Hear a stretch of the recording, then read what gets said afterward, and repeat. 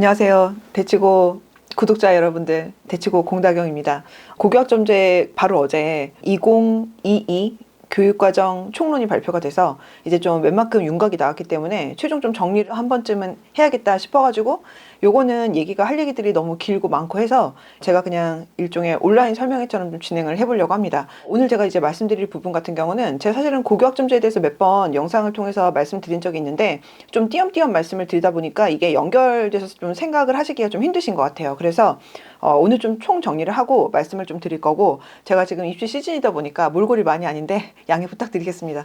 그리고 제가 오늘 사실 말씀드릴 지점들 같은 경우는 고교학점제에 대해서 이미 전부터 계속 얘기는 나왔기 때문에 굵직굵직한 것들은 어차피 어머님들 많이 아실 거라고 생각을 해요. 뭐 예를 들면 실수가 학점으로 바뀐다든지 뭐 이런 부분들, 이런 거 같은 경우는 사실은 그냥 패스를 할 거고, 그 다음에 또 하나는 이번에 총론에서 발표되면서 과목들이 어떻게 바뀌었는지 이런 것들도 많이 발표가 되고 많이 실제로 변화가 되는데, 그 중에 제가 오늘 사실 말씀드릴 부분은 입시에 좀 더 직결되는 어떤 지점들에 대해서 말씀을 드릴 거예요. 예를 들면은 이번에 교육과정 개정이 되면서 뭐 인공지능에 대한 어떤 과목들이 들어오고 하는 부분들도 있어요. 근데 이런 지점들이 입시랑 아예 상관이 없다는 건 아닌데, 어쨌든 지금 고교학점제에 대해서 좀 더 본격적으로, 그러니까 정확히는 2022 교육과정에 해당이 되는 현 초6 예비 중1 이하 학생들 같은 경우는 이런 어떤 부분들이 좀 너무나 지엽적인 내용들이고 입시에 좀 더 다이렉트로 좀 영향을 주는 지점은 좀 아니거든요. 그러다 보니까 모든 학생들에게 두루두루 영향을 미칠 만한 지점들 위주로 해서 좀 잡아갈 거고, 대신에 제가 오늘 말씀드리는 거는 사실은 정말 제가 유료 설명으로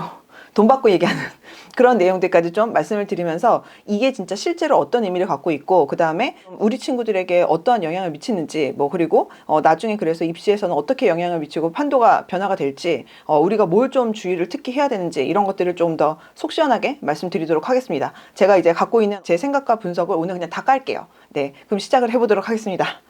제가 제목을 굉장히 거창하게 달았는데 근데 거창하게 단 거는 맞긴 하지만 이렇게 분석하는 경우 잘 없을 것 같은데 우선은 한번 해보도록 하겠습니다.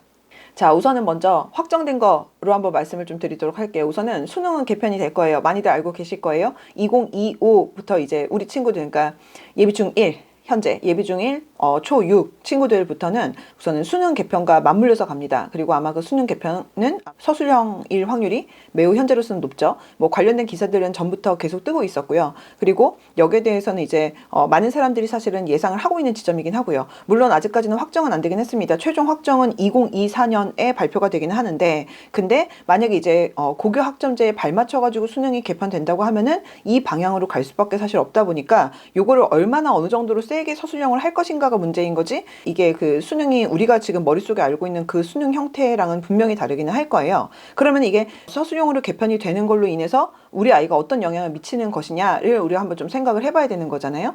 그랬을 때 우선은 먼저 이렇게 수능을 개편을 할 확률이 높다라고 이 부분을 얘기할 때 이 부분을 좀 생각을 해주셔야 될 것 같아요. 이번에 그 고교 학점제에 대해서 이제 2022 개정 교육과정에 대한 얘기가 논의가 나오면서 나온 워딩 중에 하나가 뭐냐면은 선진국의 교육과정을 따라가기 위하여라는 표현이 나와요. 그러니까 이 말은 무슨 말이냐, 고교 학점제가 실제로 많은 선진국들에서 이미 시행이 되고 있고, 그러다 보니까 그게 사실은 우리나라에 맞고 안 맞고 혹은 우리 학생들한테 어떻게 영향을 미치고 이거를 떠나서 기본적으로 우리가 항상 어느 분야가 됐던지 간에 선진국에서 어떠한 흐름에 따라 가지고 뭔가 변화되는 어떤 지점이 생기면 그거를 우리나라에서 이제 가만 지켜봤다가 그거를 어느 정도까지 반영을 하고 그 다음에 어느 정도까지 이거를 접목을 해가지고 이제 할 것이냐가 달라지잖아요. 그런데 지금 요번에 나온 발표 같은 경우는 고교학점제도 그렇고 그 다음에 고교학점제로 인해서 연결이 되는 수능 개편 같은 경우도 그렇고 선진국의 교육과정을 따라가기 위하여라는 표현이 되게 빈번하게 나왔고, 그러면은 그 얘기는 무슨 말이냐면은 사실은 이러한 방향의 큰 흐름을 이게 특정 정권에서 혹은 정치적인 이유만으로가 아니라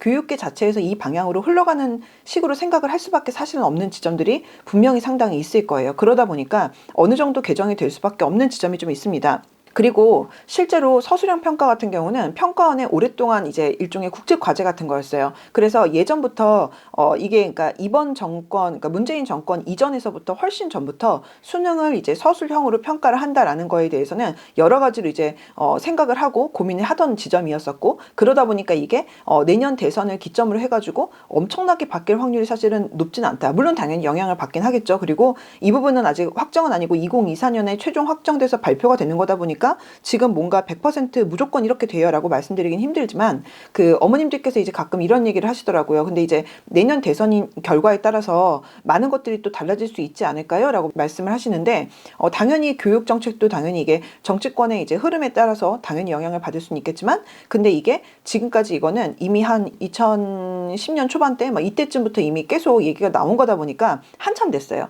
그렇기 때문에 이러한 큰 흐름 방향은 이미 이제 많은 선진국들이 가고 있는 상황이라서 같이 발맞춰 가는 지점들이 있을 것이다. 요렇게 좀 생각을 해주시는 게 맞을 것 같고 그러면 이제 문제는 사실은 이게 변별인 거거든요. 우리가 수능이 중요한 이유는 수능을 통해서 대학에서 이제 학생들을 선발을 하고 우리 학생들이 그래서 이 수능 점수에 따라서 내가 갈 수 있는 학교 수준이 달라지기 때문에 사실은 이게 의미가 있고 중요한 거잖아요. 그러면 이게 수능이 지금의 수능 정도의 어떤 위치가 되려고 하면은 그만큼 변별이 있어야 되는 건데 요거는 저는 개인적으로 이렇게 봅니다. 사실 서술형으로 간다는 거는 어떤 의미냐면은 객관식에 비해서 무조건 서술형은 아무리 평가를 잘한다 하더라도 이게 변별을 객관식만큼 사실 줄 수는 없겠죠. 왜냐면은 객관식 같은 경우는 어쨌든 학생들을 전부 다 뭐가 어찌 됐든 간에 줄을 세울 수가 있는데 서술형 평가 같은 경우는 그 채점 방식을 어떻게 하든지와 상관이 없이 어쨌든 변별을 그 정도까지 하기는 좀 힘든 상황이란 말이에요. 그럼 이렇게 상식적으로 우리가 이렇게 생각을 해볼 수가 있는 거예요. 이게 만약에 사실 그냥 적당한 수준의 학교를 지원하고 뭔가 선발할 때는 서술형으로 바꿔도 되기는 하는데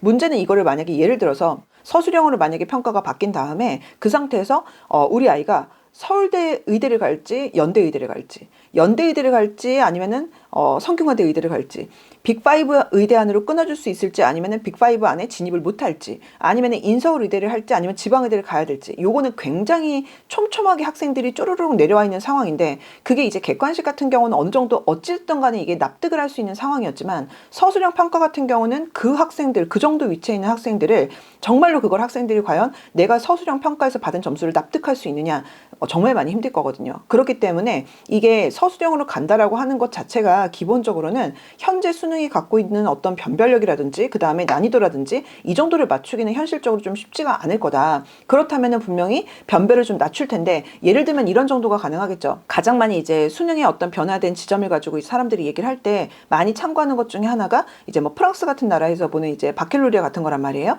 바켈로리아 같은 경우는 점수를 일정 점수 이상을 넘어가면은 대학을 들어갈 수 있는 자격을 주고 그렇지 않으면 대학을 못 들어가요. 그렇기 때문에 이 시험이 권위가 없거나 난이도가 뭐 낮거나 한 건 아니긴 하지만 어쨌든 대학을 쓸 수 있는 자격을 준다 안 준다 일종의 그러니까 약간 패스페이의 개념인 거죠. 그러다 보니까 학생들이 이를테면은 이게 점수 1점을 더 받기 위해서 아둥바둥하고 그다음에 점수 1점의 사람들이 이의 제기를 하고 이러면서 목숨 걸지는 않는단 말이에요.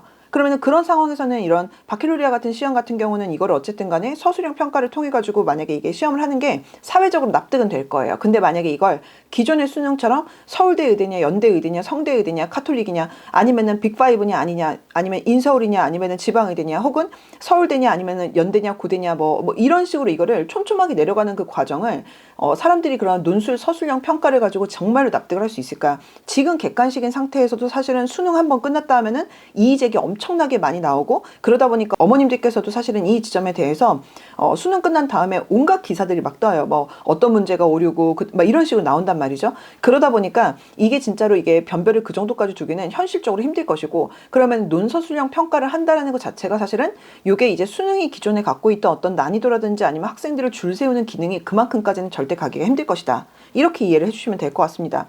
그러면 이렇게 변별이 약해진 이후에 수능의 의미와 영향력 권위는 어떻게 될 것이냐? 당연히 전부 다 떨어질 수밖에 없겠죠. 지금 현재 수능이 갖고 있는 가장 그 파워풀한 지점은 전국의 모든 학생들을 내신과는 다르게 전국에 있는 모든 학생들을 전부 다 그대로 일렬로 줄을 세울 수 있다는 게 굉장히 큰 의미를 갖고 있는 것이고 그러다 보니까 우리가 수능의 권위를 갖고 있는 거고 전 국민이 전부 다 수험생이 아닌데도 불구하고 수능 날 되면은 이제 같이 우리가 마음 졸여가면서 응원하게 되는 부분이 이 지점 때문인 건데 이게 갖고 있는 의미는 완전히 달라지게 될 것이다 라는 걸 이제 좀 말씀드리고 싶고요. 그러면은 여기서 이제 또 하나가 뭐냐 이거는 뒤에서 좀 자세하게 말씀드릴 건데 2022 개정 교육과정이 되면서 이제 각 과목별로 이제 굉장히 많이 변화가 크게 됐어요. 그리고 이 과목별로 이제 변화가 큰 지점들이 분명히 당연히 고등학교 때 배운 내용을 바탕으로 수능을 출제를 하는 거니까 수능의 범위도 분명히 많이 달라지게 되겠죠. 그래서 요거는 좀 이따 말씀을 드릴 텐데 결론만 말씀드리면은 요 부분 같은 경우도 수능의 범위가 달라지게 되면서 수능이 갖고 있는 힘은 기존의 권위는 의미는 영향력은 좀 달라질 것이고 그러니까 사실 약화될 확률이 매우 높을 거다. 이 정도로 정리를 할 수 있을 것 같습니다. 자, 그다음에 두 번째로 그러면은 고등학교 내신은 어떻게 되느냐? 내신 같은 경우도 학생들을 뭐랄까 선발하는데 사용하는 자료로서는 분명히 약화가 될 거예요. 왜냐? 성취도로 바뀌기 때문에. 이 성취도로 바뀌는 부분에 대해서는 어머님들도 이제 고교학점제 관련 관심 많으시고 여기에 대해서 좀 관련 자료들도 좀 찾아보시고 하신 분들은 아마 많이 아실 텐데, 고교학점제가 되면서 이 고교학점제라는 게 선택의 범위가 굉장히 넓어지는 거잖아요. 그러면은 선택의 범위가 넓어지고 심지어는 지금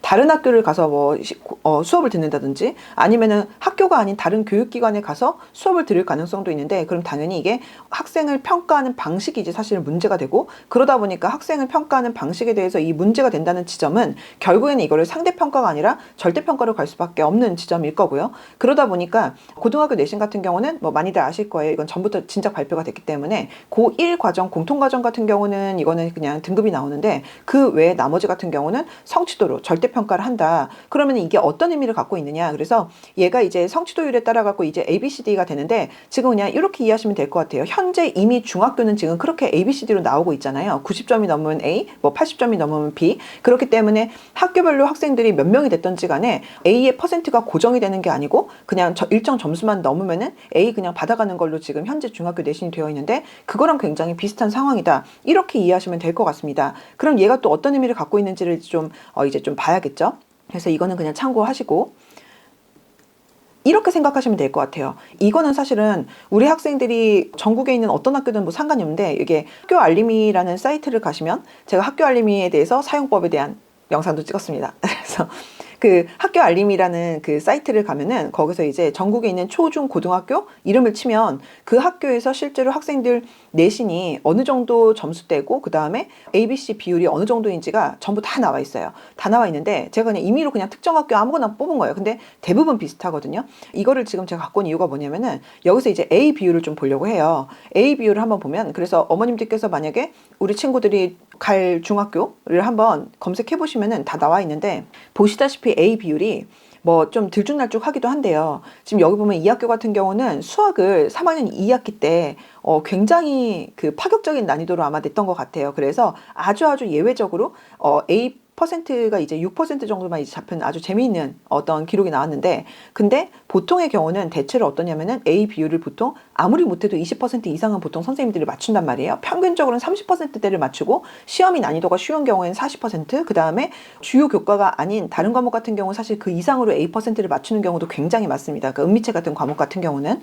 그러면 어쨌든 주요 교과 같은 경우에 아무리 못해도 20%대 이상이 맞춰진다는 건데, 그러면은 이걸 고등학교 때 우리가 기존에 알고 있는 등급으로 치면은 3등급의 컷이 23%까지고 4등급의 컷이 40%, 5등급의 컷이 60%란 말이에요. 그러면은 그 얘기는 무슨 말이냐? 현재 현행 중학교에서 일반적인 경우라면은 3등급이 뭐야? 4등급, 경우에 따라서 5등급까지도 A로 보인단 말이죠. 그러면 이거를 고등학교에서 만약에 이제 등급이 아니라 성취도로 들어가는 과목이 생긴다는 거는 기존의 1등급 퍼센트가 4%까지를 1등급을 줬는데, 분명히 이거를 성취도 과목 같은 경우는 등급 나오는 과목만큼의 난이도를 주지 않고 아마 굉장히 점수 인플레가 심하겠죠. 점수 인플레가 굉장히 심할 것이고, 우리 고등학교 학생들이 좀 더 유리하게 대입을 치르기 위해서는 우리 학교 학생들 성취도 과목은 최대치로 A를 주려고 아마 각 고등학교들은 노력을 할 거예요. 그러다 보니까 이런 상황이면은 결국에는 그 얘기는 무슨 말이냐? 대학교 입장에서 한번 생각을 해보면은 이렇게 A의 비율이 많아질 게 너무나 빤히 보이는 상황인데, 이런 상황이면은 절대로 대학들이 이런 어떤 성취도 과목들을 가지고 변별을 세게 두고 학교에서 이렇게 학생을 선발하기는 좀 힘들 거란 말이에요. 무슨 말이냐면은 내신이 갖고 있는 영향 자체가 이거는 줄 수밖에 없는 구조라는 거예요. 그러니까 이거를 이렇게 해석할 수도 있어요. 고등학교 때 내신을 고1 과정까지는 등급이 나오다 보니까 고1 과정이 너무나 중요하다. 틀린 말은 아니에요. 분명히 맞는 말이에요. 고1 과정이 너무나 중요하고 고1 때 승부를 봐야 된다. 뭐 그것도 어느 정도는 뭐 틀린 말은 아니고 맞는 말입니다. 그래서 전에 비해서 고1 과정 내신 비중이 되게 커지고 변별이 세졌다. 맞는 말인데, 문제는 대학 입장에서 봤을 때는 고1 공통 과정만 갖고 최상위권 학교들이 온전하게 학생들을 뽑을 수 있냐는 거지. 그래서 이거를 가지고 한번 한번 생각을 해보면은 최상위권 학교들 같은 경우는 절대 고1 과정만 갖고 온전하게 학생들을 100% 절대 뽑을 수가 없을 겁니다. 이게 서울대랑 연대랑 고대랑 각종 이제 의대와 약대, 치대, 한의대 이런 곳들 같은 경우는 온전하게 정말로 고1 과정만 갖고 그 등급만 갖고 학생들을 뽑기에는 너무나 이거는 변별이 사실은 되지 않는 지점들이 많다 보니까 그러면은 고2 고3 거를 갖고 보면 어떠냐? 이거는 이제 대부분 다 이제 완전 성취도 평가가 나오겠죠. 아무리 못해도 지금 보시는 중학교만큼 웬만한 중학교만큼이 성취도 비율이 나올 것이고 A 비율이 나올 것이고 그리고 사실은 대입을 생각하면은 저는 제가 그럴 것 같아요. 저라면 그럴 것 같아요.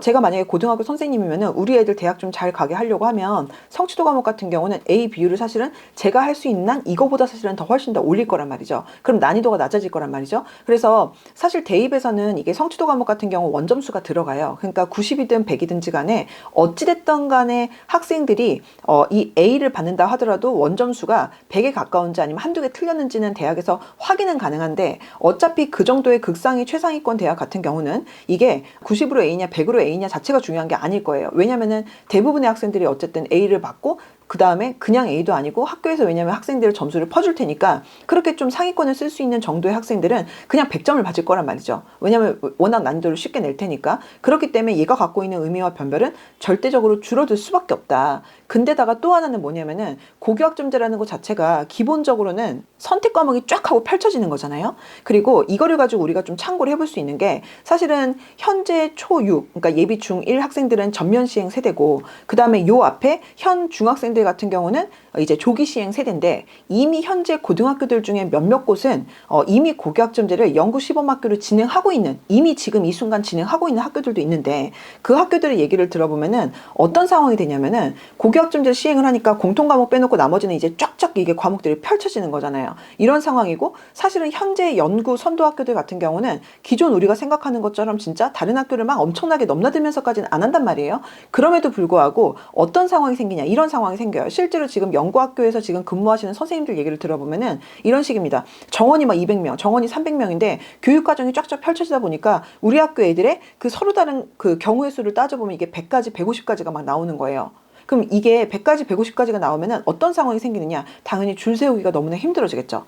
그러면 이게 줄 세우기 힘든 걸로 끝나는 것이냐? 그게 아니라 어떤 상황을 우리는 예상할 수가 있냐면은 이게 결국엔 사실은 입시라는 게 최상위권이 어떤 식으로 어떻게 움직이고 그 학생들을 어떻게 변별하고 어떻게 선발하느냐가 사실은 진짜 핵심인데 근데 이 부분을 갖고 한번 생각을 해보면은 이제 학교에서 예를 들면 이런 걸 생각을 할 수가 있습니다. 만약에 지금 같은 경우는 현재 전교 1등인 학생들 같은 경우를 서울대 직윤을 학교에서 학교장 추천을 주죠. 그 다음에 전교 1등이 아니라 2등, 3등 정도만 되더라도 서울대가 아닌 어떤 학교에 학교장 추천을 받는단 말이에요. 근데 문제는 학생들의 우리 고3 학생들의 교육과정을 한번 따져보니까 교육과정이 이 학생들이 우리 같은 학교 내에서도 막 100개, 150개가 나와요. 그러면 과연 누구를 전교 1등이라고 할 수가 있는 것이냐? 누구를 과연 그럼 직윤을 줄 것이고 누구를 그럼 과연 학교장 추천을 줄 것이냐? 누구를 과연 카톨릭대 추천을 줄 것이고 누구를 연대를 줄 것이냐는 이거는 완전 기존과는 다른 차원의 얘기가 된다는 거죠.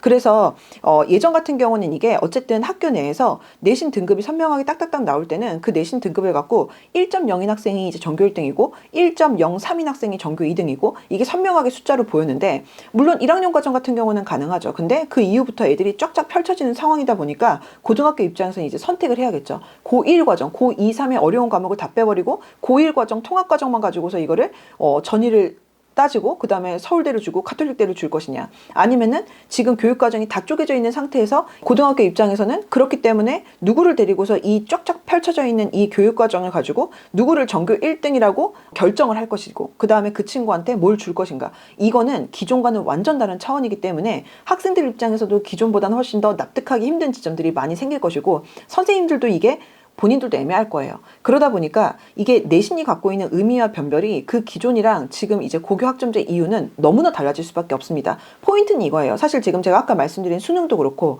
그 다음에 내신도 그렇고 둘 다 포인트는 이게 줄 세우기가 굉장히 애매해진 지점이 있고 그 다음에 입시에선 이거를 줄을 세워갖고 대학에 제공이 되어야지 그만큼 그 시험이 그 형태가 갖고 있는 권위가 생기는데 그 권위는 분명히 전이랑은 되게 달라질 것이다. 그렇기 때문에 우리는 이것만 갖고 모든 승부를 보려고 접근하면 안 된다. 된다라는 부분을 우리가 생각을 해볼 수가 있는 거죠. 자, 그리고 이 지점에 대해서도 자, 이게 내년이 당장 대선이고 교육감이고 막 선거 들어가고 하니까 이게 많이 달라지지 않을까, 이게 다 엎어지지 않을까 이렇게 생각도 많이 하시는데, 물론 누가 되는지 어떤 상황이 펼쳐지는지에 따라서 이게 그러니까 우리 머릿속에 지금 생각하는 것만큼은 안 될 수는 있을 것 같아요. 그러니까 얼마큼 세게 가고 얼마큼 덜 가느냐는 좀 달라질 수 있을 만한 지점은 있을 수 있는데, 실제로는 평가원에서 예를 들어서 수능 서술형 평가 같은 경우를 하기 위해서, 채점을 하기 위해서 이미 한 5년 전부터 여기에 대해서 평가원 자체에서 서술형 채점을 위한 특허를 갖고 있었고, 특허를 내서 특허를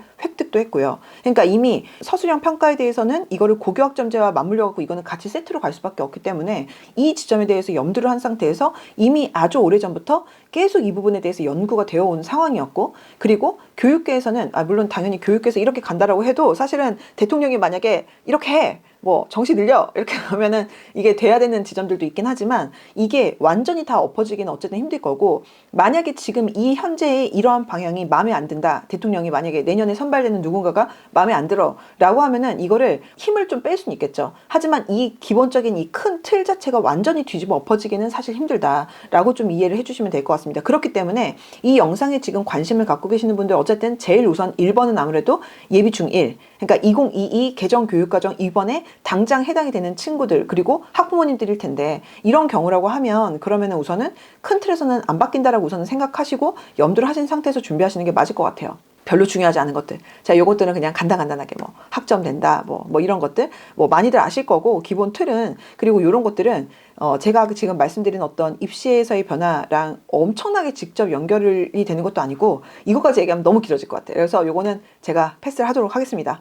이제 그러면은 조금 더 실질적으로 좀 발표가 된 것들을 가지고 좀 말씀을 드릴게요. 이번에 총론 발표가 되면서 최종 확정이 됐는데, 중학교에서 이제 우리 알고 있는 그 자유학년제 같은 경우도 좀 변화가 됩니다.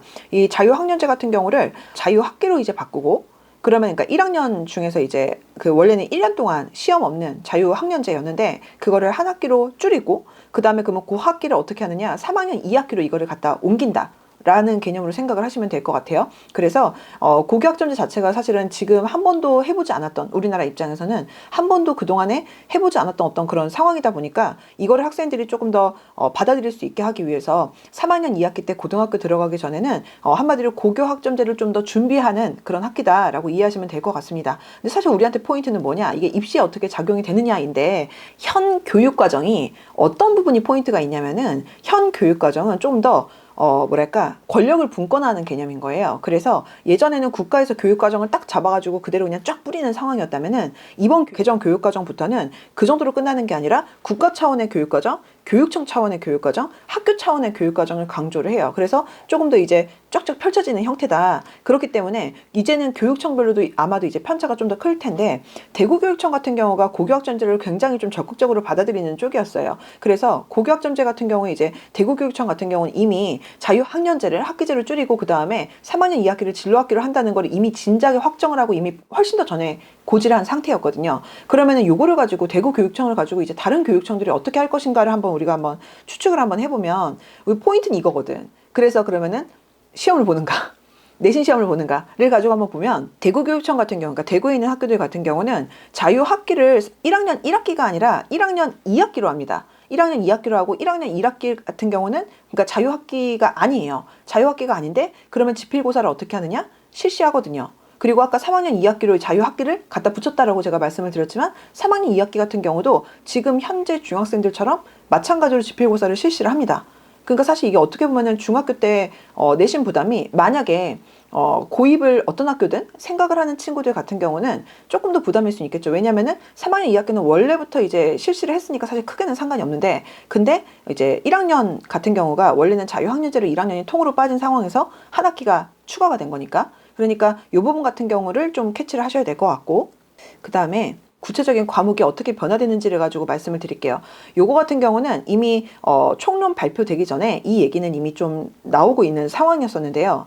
최종적으로 어떻게 되느냐, 우선 수학부터. 수학이 이제 변화가 굉장히 큽니다. 우선은 먼저 고1 공통과정에 원래는 빠졌던, 그러니까 현행 교육과정에선 지금 현재 행렬이 없는데 행렬이 추가가 돼요. 그러니까 이제 학생들 입장에서는 조금 더 이제 부담스러울 수는 있을 것 같아요. 행렬이 추가된 것만 놓고 보면.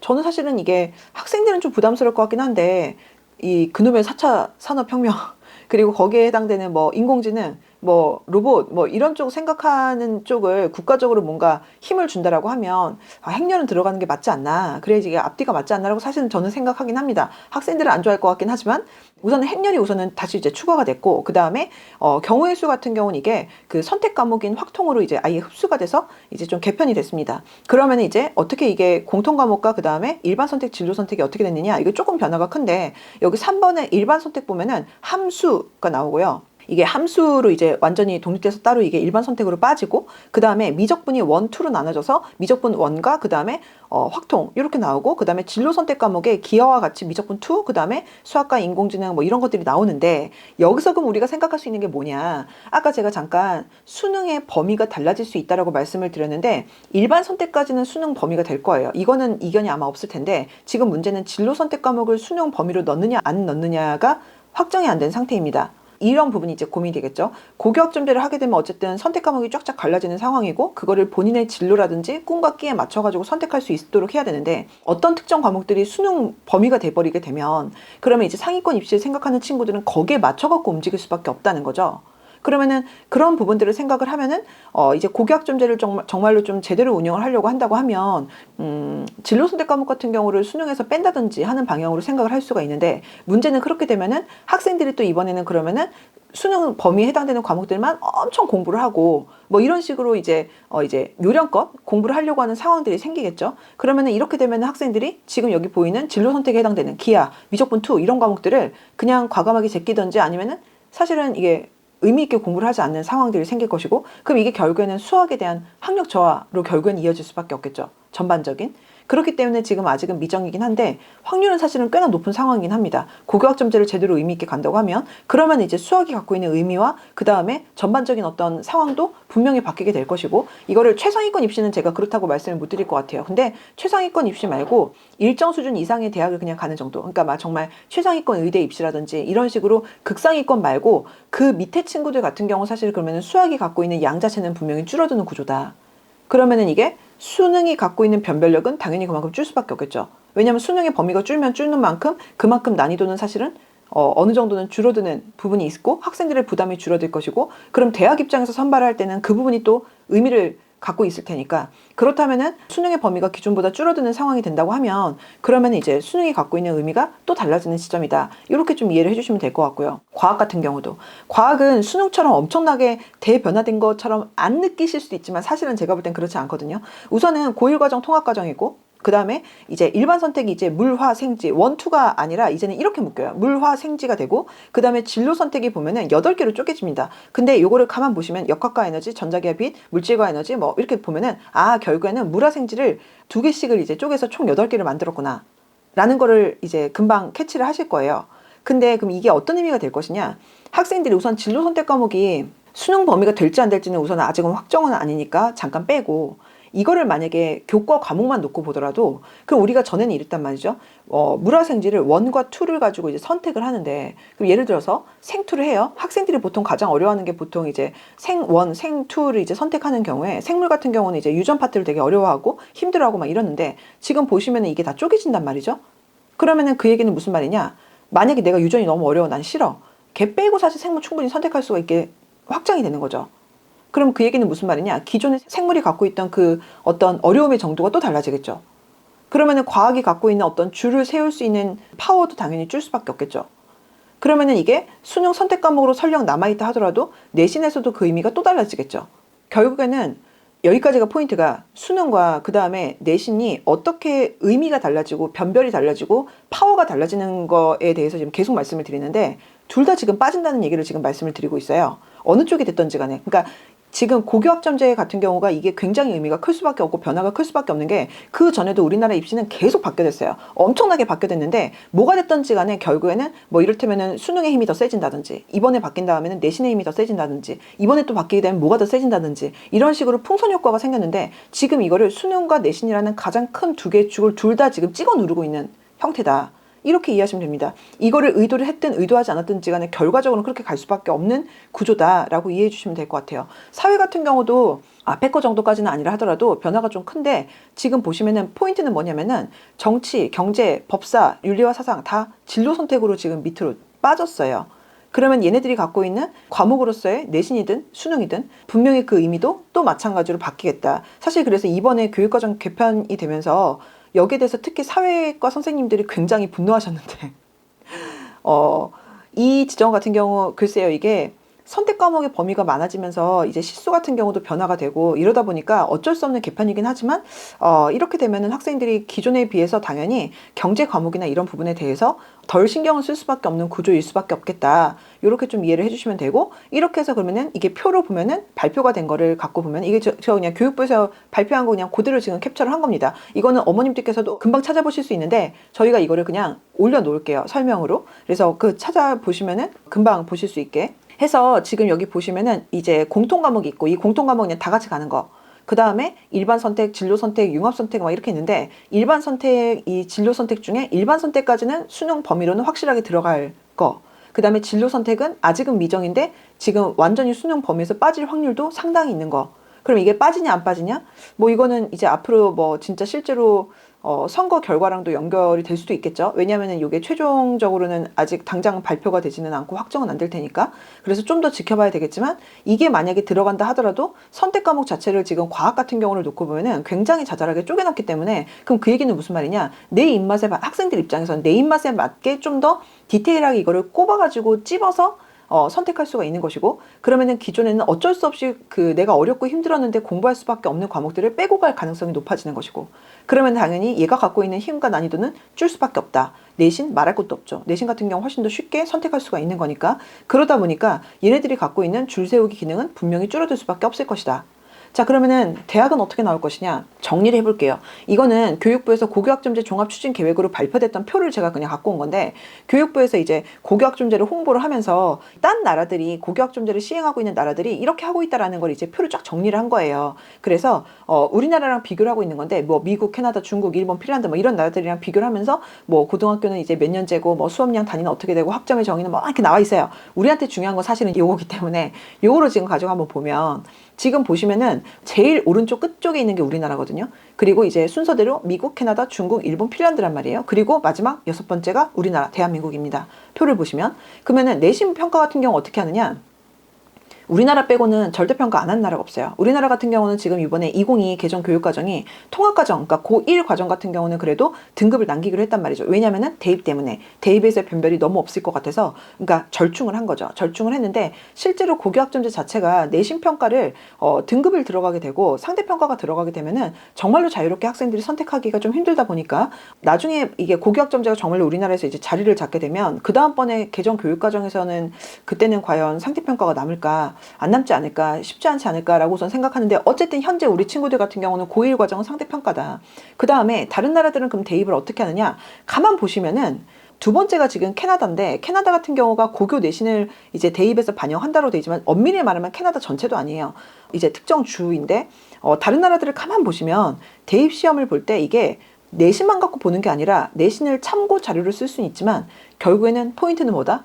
본고사다. 대학별 고사다. 대학별 고사가 없는 상태에서 고등학교 내신을 절대평가를 하는 상황에서 학생들을 뽑을 수 있느냐? 사실상 힘들죠. 이거는 다른 나라들이 다 이미 증명하고 있고, 심지어는 다른 나라들은 사실 우리나라처럼 대학 서열화가 그렇게까지 심하진 않잖아요. 우리나라보다 심한 나라가 어딨어. 근데 우리나라 같은 경우 말고 이 정도로 대학 서열화가 심하지 않은 나라조차도 사실은 내신 성적만 갖고 학생들을 온전하게 대학들이 뽑기는 많이 힘들겠죠. 왜? 절대평가니까. 그렇기 때문에 이런 상황에서 그러면은 나중에 이제 그 우리 학생들이 진짜로, 그러니까 현 초등학생들이 나중에 고3이 돼갖고 원서를 쓰는 그런 상황이 됐을 때 대학들이 어떻게 평가를 할 것이냐.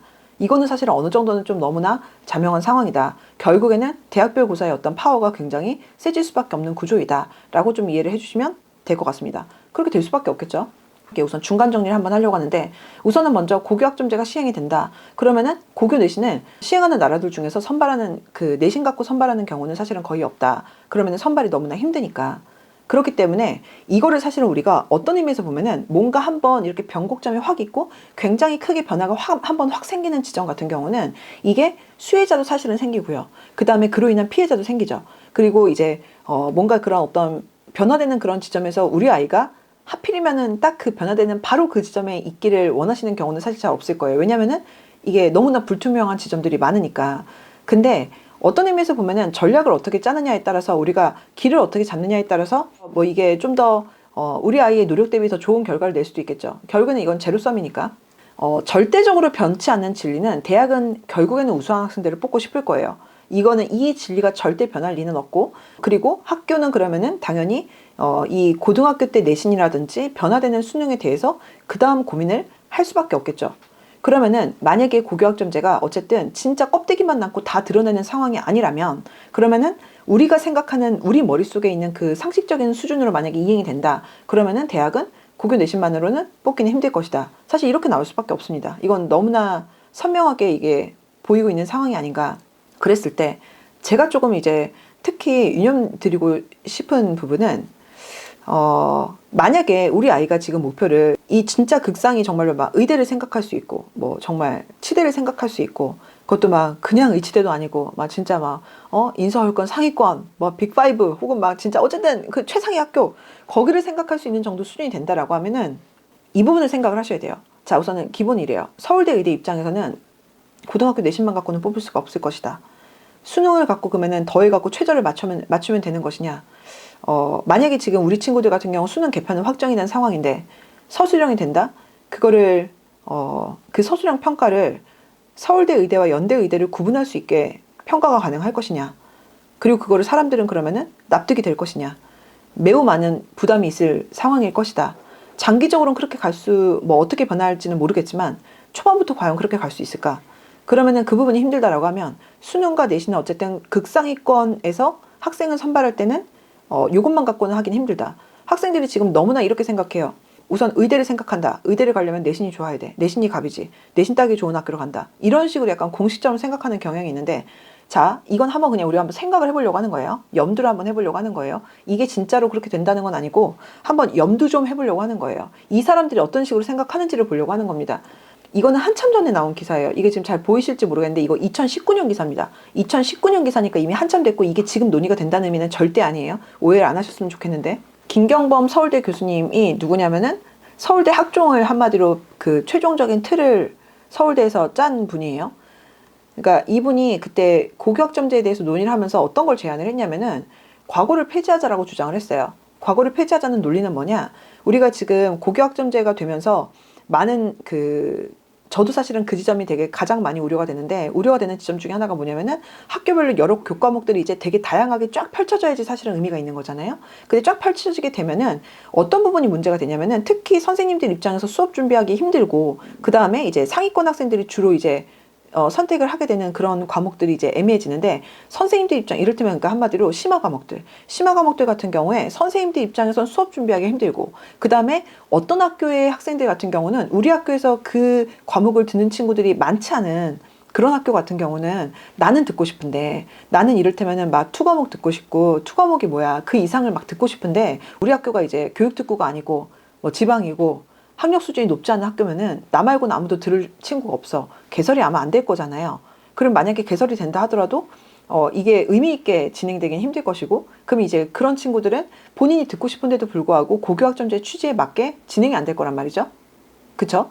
그러면은 이런 상황에 대해서 이분은 어떻게 했냐면은 과학고를 그냥 선발 시스템 자체를 없애고, 그 다음에 시설을 오픈해서 모두의 학교처럼 하는 거지. 그러니까 이게 적당한 비율은 절대 아닌데 이해하시기 좋으라고 말씀드리는 거예요.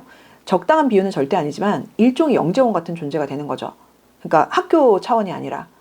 그래서 이렇게 되면 이제 고등학교 때 학생들이 이 과거나 이런 곳에서 그 수업을 듣기 위해서 또 다른 형태의 뭔가 테스트가 있겠죠.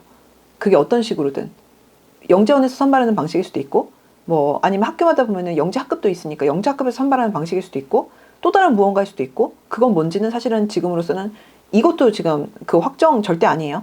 확정은 아닌데, 그러니까 우리는 지금 이 정책을 결정하는 사람들이 어떠한 사고방식으로 생각을 하고 흘러가는지를 보려고 지금 제가 예를 들으려고 말씀을 드린 거예요. 그러니까 이렇게 해서 만약에 이런 영작교나 과거를 만약에 이거를 그냥 빼서 독립된 게 이제 학교가 아닌 독립된 형태로 이제 무언가로 만들게 되면 그러면은 각 고등학교들 입장에서는 이런 어려운 과목들, 학교에서 개설하기 힘든 과목들을 개설을 사실은 안 해도 되는 건 거지. 개설을 안 하고 이쪽으로 토스를 시킬 수가 있는 거고, 그 다음에 그렇게 되면 학생들 입장에서도 선택하고 싶은 학생들 같은 경우는 선택이 가능은 한 거죠.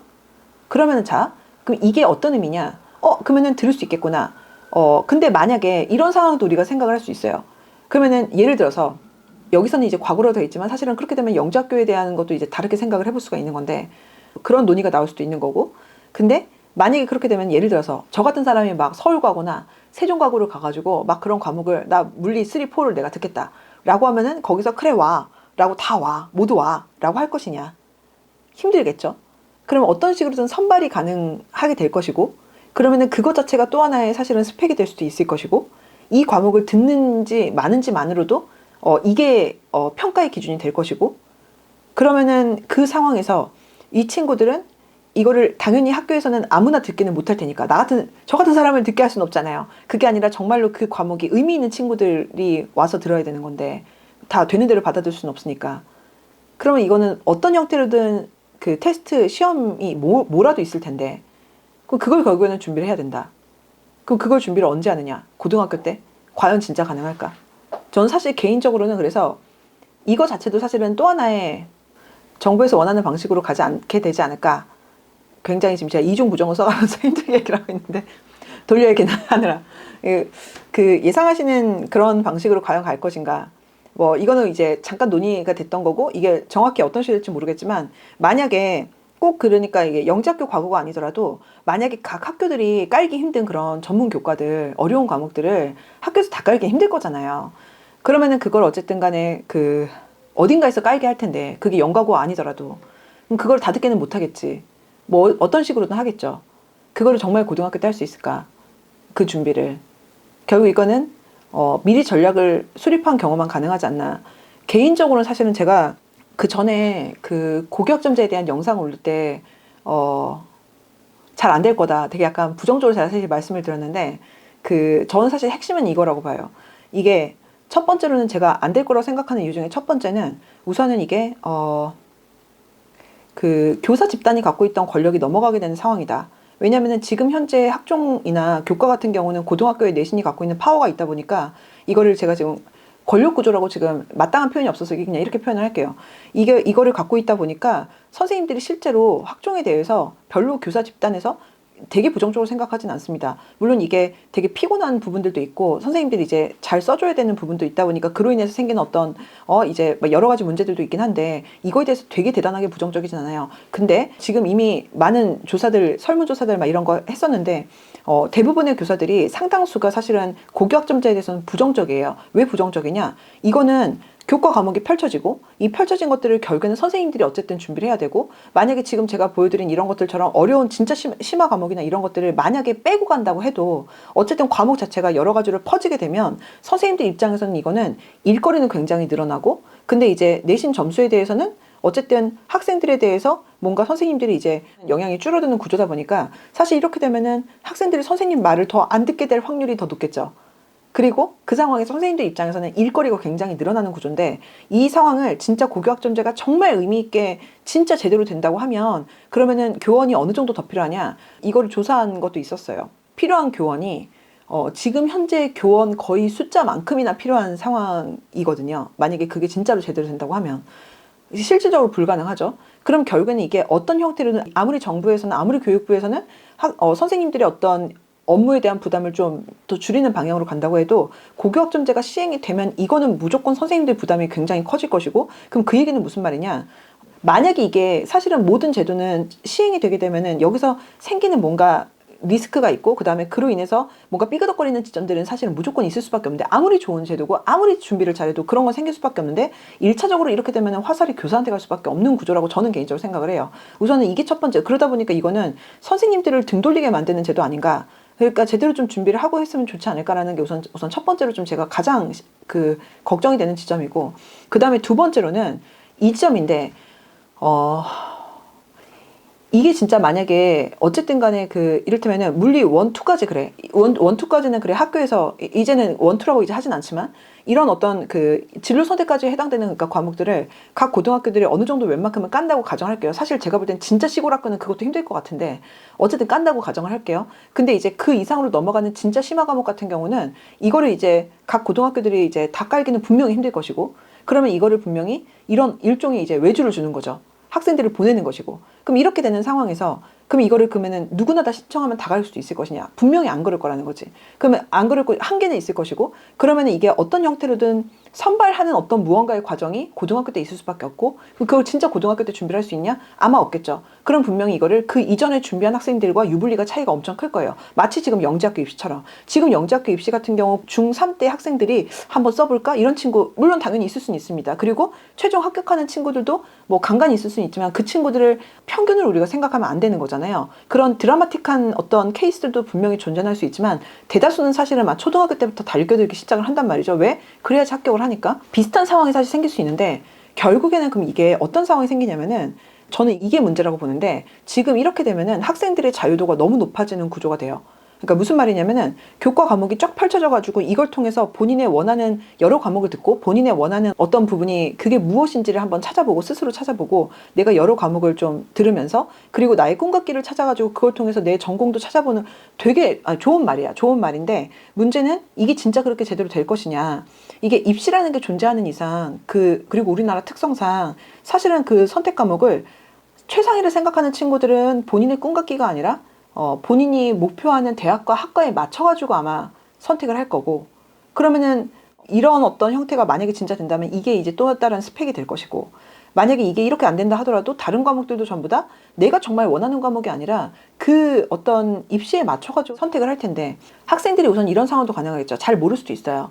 그렇기 때문에 선택을 못하는 상황도 있을 수가 있고 사실 이렇게 만약에 되면은 이건 진짜 되게 좀 그런데 제 입장에서는 저는 사실 제가 돈 벌 기회는 더 많을 거예요. 어떻게 보면.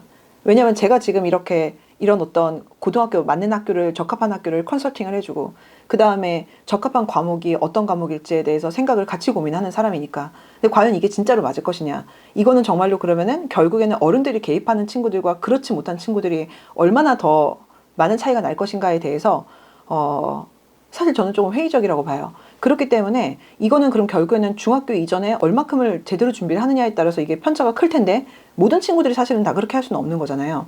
그랬을 때 이거는 정말로 애들의 자유도가 너무 높아지고 이 자유도를 그러면은 극상위권 입시를 생각하는 친구들은 어른들의 도움을 받을 수밖에 없고 그리고 최소한 어른들의 도움을 받은 친구들이 플러스 알파로 굉장히 많이 작용이 될 수밖에 없는 지점들이 분명히 존재를 할 것이고 그러면은 그렇지 않은 나머지 친구들은 어떨 것이냐.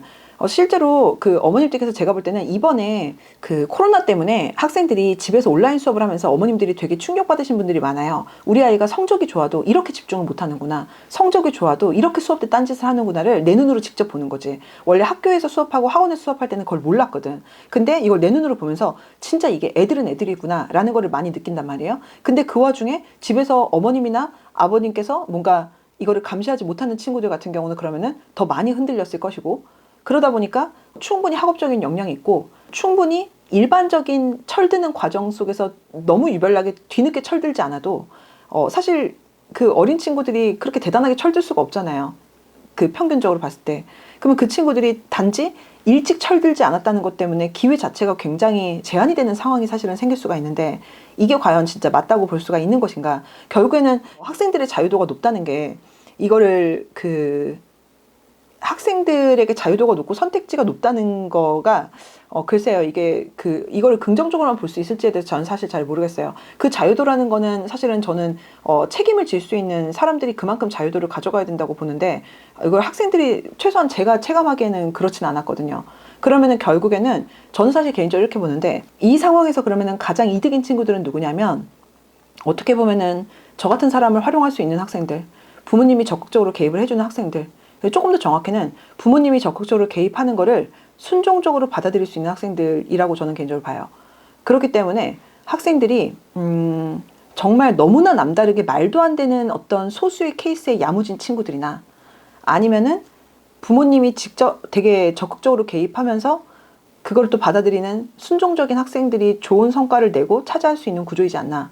사실 저는 제가 볼 때는 근본적으로 가장 이 시스템이 안 맞다고 저는 개인적으로 보는데 우리나라에 맞지 않다고 보는 이유가 사실은 이 지점이에요. 만약에 이 고교학점제가 진짜로 되려고 하면 내가 예를 들어서 평상시에는 관심도 없는 철학을 고교학점제 덕분에 우연히 선택했는데 듣다 보니까 너무 재밌어. 그러다 보니까 아 나는 철학 전공해야겠다. 철학과를 가야겠다. 뭐 이런 게 만약에 가능하다라고 하면 그러면은 이게 의미가 있겠지만 진짜로 내가 다양한 과목을 선택하면서 그걸 통해서 나의 어떤 꿈과 키를 펼쳐보는 상황이 될 것인가.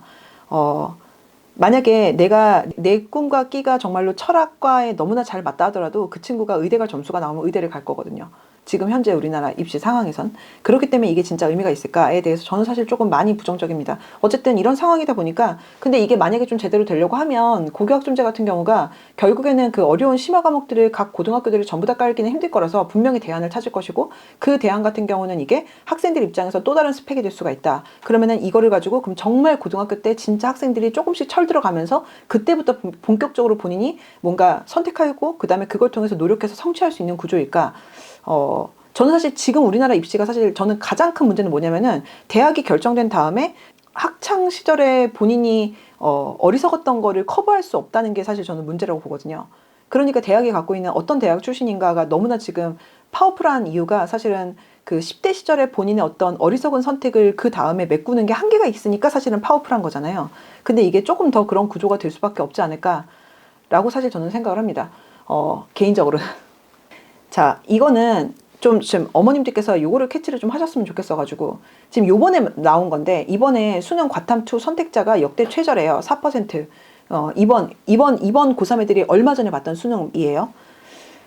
물리가 그 중에서 최저고 왜냐면은 점수가 안 나오니까 표점이 너무 낮으니까 그래서 학생들이 이제 본인이 표점이 유리한 그러니까 대입에서 유리한 방향으로 계속 이제 이거를 선택하고 있는 상황이고 그러다 보니까 이 기조가 계속되다 보니까 과탐2를 그러니까 어려운 과목을 선택을 계속 줄다가 이제는 진짜 4% 역대 최저까지로 이제 간 상황이다. 저는 이렇게 말씀드리고 싶은데 이게 무슨 말이냐면은 이거 바꿔서 생각하면은 만약에 학생들이 그러니까 고3들은 이렇게 할 순 없죠. 그러니까 고등학생은 근데 이게 만약에 지금 현재 이 영상을 보고 계시는 어머님들, 그러니까 우리 학생들, 그러니까 현 초유, 예비 중1 정도면 이거를 바꿔 생각해 보면은 과탐2를 선택한 친구들은 과탐2를 선택했다는 것만으로도 서울대를 쓰는데 너무 유리한 상황이 되는 거죠. 무슨 말인지 아셨죠? 과탐2를 선택했다는 것만으로도 점수가 대단하게 좋지 않아도 이게 엄청나게 서울대 갈 점수가 아니더라도 이게 되게 플러스가 되는 상황이거든요. 그리고 수능과 내신이 갖고 있는 파워가 분명히 전보단 줄었어. 그리고 그 다음에 이제 그렇게 되면은 결국 남은 거는 학교별 전형인데 이 학교별 전형을 어떻게 준비하느냐에 따라서 되게 이 영향이 커질 텐데 그럼 각 학교들이 그러면 이런 어려운 과목들에 대한 범위를 빼고 갈 것인가? 이거는 사실은 고등학교 정규 교육 과정이에요. 그러니까 학교에서 대학에서 이거를 어려운 내용 냈다고 이것 때문에 뭐라고 할 게 아닌 거지. 그러니까 이거는 당연히 당당하게 낼 수 있는 부분이거든요. 그리고 실제로 지금 최상위권 학교의 논술이라든지 아니면 재시문 기반의 면접에서는 이런 투 과목들이 나오고 있어요. 그러면은 만약에 우리가 예를 들어서 내신만 잘 보면 장땡이지. 수능 같은 경우도 분명히 범위가 달라질 텐데 그게 이제 범위가 좀 더 줄어드는 방향으로 간다고 치면 이게 수능이 서술형으로 가고 안 가고를 떠나서 얘네들이 갖고 있는 파워가 줄어드는 상황인데 그럼 대학이 가만히 있을 것이냐? 절대 안 그럴 거라는 거죠. 그러면 우리 아이들이 만약에 지금부터 이런 부분까지 염두에 두고 저 근데 이거는 진짜 최상위권 입시를 가지고 말씀을 드리는 거예요. 최상위권을 생각하고 하는 친구들이 지금은 그 어떤 범위를 되게 보수적으로 잡고 고1 과정만 아주 그냥 끝내준다. 막 이런 식으로 이제 자꾸 생각을 하더라고요. 정말 그걸로 진짜 최상위권 학교들이 입시가 끝날 수가 있는 것이냐? 과연 가능할까? 그러면 이 부분을 어떻게 준비해야 되느냐? 사실 지금 이 영상을 보는 어머님들과 학생들은 사실 아직은 시간이 있죠. 그러면 우리가 이거를 고등학교 올라가서 이거를 과탐2를 하기만 하면은 서울대 원서를 쓰는데 되게 유리한 상황이야. 근데 고등학생들은 사실 이거를 선택하기가 힘들거든요. 근데 우리 친구들 같은 경우는 이거를 가지고 어쨌든 간에 최소한 대학별 고사를 염두해서라도 이 부분을 생각을 할 수가 있는 거지. 그리고 그거를 가지고 길게 보고 로드맵을 잡을 수가 있는 시간이 되는 거죠. 어떻게 보면은 지금 우리 친구들한테 가장 이점이 되는 거는 장점이 되고 이점이 되는 지점은 이점인 것 같아요. 다시 과탐2 같은 경우 엄밀히 말하면 지금 2024 이후부터 형 고1부터는 이 친구들 같은 경우는 서울대에서 과탐2를 의무로 하지도 않아요. 그러니까 지금 그 얘기가 아니고 의무로 한다는 얘기가 아니라 과탐2를 의무를 하든 안 하든지 간에 대학별 고사가 갖고 있는 파워는 늘 것이고 각 대학들은 과탐2에 해당되는 지금 현재 그리고 심지어 지금 초등학생들 같은 경우는 과탐2라고 지금 명명하지도 않아요. 아까 앞에서 말씀을 드렸습니다. 근데 그 얘기가 아니라 이 범위에 해당되는 지점들이 상당히 이런 정량 평가된 시험에서 빠지는 상황일 텐데 빠진다 하더라도 그러면 우리까지 빼는 것이 맞느냐라는 거지. 이거를 빼는 것이 아니라 그렇게 해서 범위를 줄여가는 것이 아니라 이거를 조금만 잘해도 기존의 선배들에 비해서 되게 이게 엄청나게 이게 뭐랄까 강점이 되고 나의 어떤 무기가 될 수 있는 그런 상황이 될 수도 있다는 거죠. 결국엔 이거는 상대적인 관점에서 결국엔 이게 등수 싸움인 건지라 지금은 상위권 대학들은 이 부분을 빼고 가지 않을 텐데 상위권에 가능한 학생들은 많이 빼고 갈 거예요. 이 친구들은. 왜? 지금 현재 고교학점제의 이 방향 자체가 애들 입장에서는 빼고 가도 되는 것 같은 사인을 느낄 거거든요. 그러다 보니까 이 부분에서 진짜 성취를 하는 친구들 같은 경우는 어떻게 보면은 이 점을 꾸준히 염두하고 찬찬히 다져가는 친구들 같은 경우가 현 예비 중일은 가능하다. 그렇기 때문에 이 지점을 길게 보고 진짜 역량 좋은 친구들 같은 경우는 나중에 아차하는 상황이 안 생겼으면 좋겠다라는 의미에서 좀 말씀을 드리고자 했습니다. 당연히 우리 아이한테 맞는 로드맵은 필요하겠죠. 모든 친구들이 당연히 그렇게 해야 된다는 건 아니고 그래서 이 지점들을 가지고 한번 어머님들께서 이거를 놓치지 않으셨으면 좋겠어요. 정리를 할게요. 입시라는 거는 결국에는 이게 변별을 해야 되는 건데 선발권자 같은 경우는 사실은 무슨 수를 써서라도 어쨌든 좋은 친구들을 데려가려고 할 거예요. 이거는 절대 변하지 않을 거예요. 입시가 100번, 200번이 바뀐다 하더라도. 그리고 공부 과목을 함부로 지금 줄이는 게 과연 이게 옳은 선택일 것이냐. 이 공부 범위를 이거는 고등학교 올라가서 나중에 상황 봐가지고 할 수는 있겠지. 하지만 지금 이거를 할 거는 아니다. 좀 길게 보셔야 된다. 그 다음에 이 줄이는 전략을 그래서 고등학교 때 생각을 하시고 지금은 그냥 다 돌린다라고 생각을 하고 그 다음에 대신에 고교학점제 자체가 조금 더 이제 표현하고 말로 토론하고 이런 것들을 하려고 하는 수업이니까 방식이니까 그렇기 때문에 당연히 사실적 비판적 독해 그 다음에 말할 수 있는 거, 글 써서 표현할 수 있는 거 당연히 중요하다. 그럼 결국엔 이거는 국어적인 역량은 분명히 과거에 비해서는 더 강조는 될 것이다.